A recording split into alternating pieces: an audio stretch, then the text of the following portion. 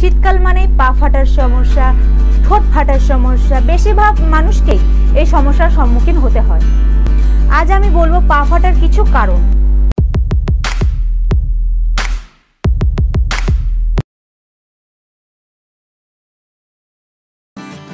এই শীতকালে আমাদের স্কিন প্রচণ্ডভাবে ড্রাই হয়ে যায়, যার ফলে আমাদেরকে বডি লোশন ইউজ করতে হয়। হ্যাঁ, বডি লোশন আপনি ব্যবহার করেন, তবে হাতে পায়ে, কিন্তু গোড়ালিতে কোনো ময়শ্চারাইজার আপনি অ্যাপ্লাই করেন না।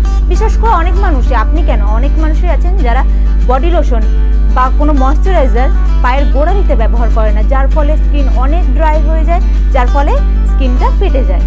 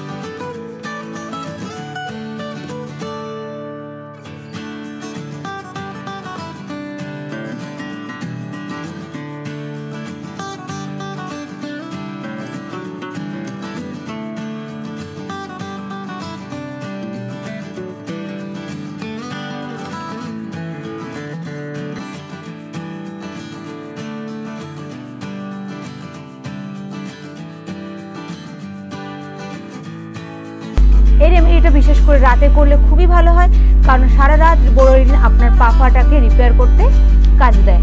পদ্ধতিটা যদি আপনি প্রতিদিন ব্যবহার করতে না পারেন, কিন্তু চেষ্টা করবেন যেন সপ্তাহে 2 থেকে 3 বার ব্যবহার করলে আপনার পা ফাটার সমস্যা খুবই তাড়াতাড়ি দূর হয়ে যাবে। আজ এই পর্যন্ত। ভিডিও যদি ভালো লেগে থাকে অবশ্যই লাইক, কমেন্ট, শেয়ার করে দিও।